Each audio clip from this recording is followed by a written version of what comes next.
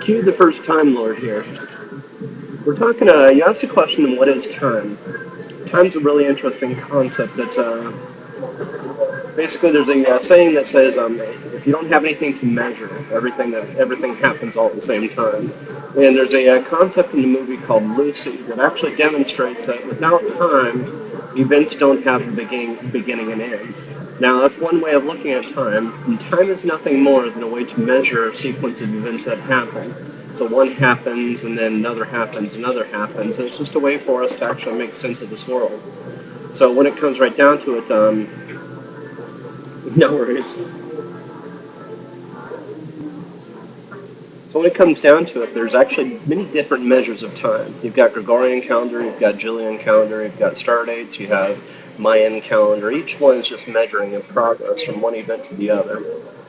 Time is nothing more than just a simple measurement system, much like meters, much like distance. I mean, that's distance. Much like volume. A liter is to volume. Much like mass is to weight is to an object's volume and its acceleration with gravity.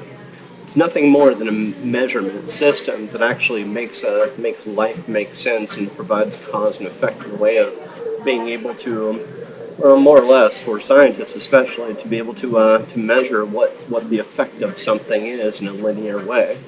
Now, there's a problem with time in the fact that there's a lot of cases where it actually is not linear. And this is actually documented in the show Doctor Who, that basically describes time as a wibbly wobbly ball of mess. And that's not 100% accurate.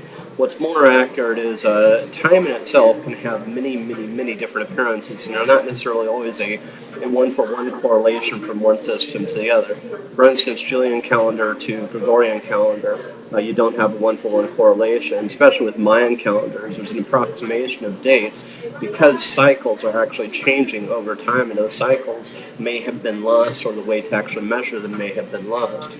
And in some cases, there's actually a theory out there that time doesn't exist, and it's nothing more than a measurement system. So for some beings, it can actually float through space and time. And I would argue that this is actually a good possibility with the human mind, where you have the capability to be able to go back and forth and to the past, to the present, to the future, and to alternate realities by simple thought.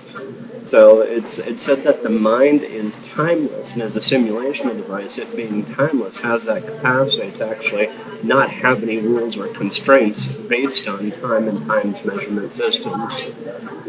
So time, just think about time as nothing more than just a way to measure and to a way to measure cause and effect, a way to actually have an experience of this thing called life and to actually see a sequence of events that happens and make logical order of it in a linear sense of the word.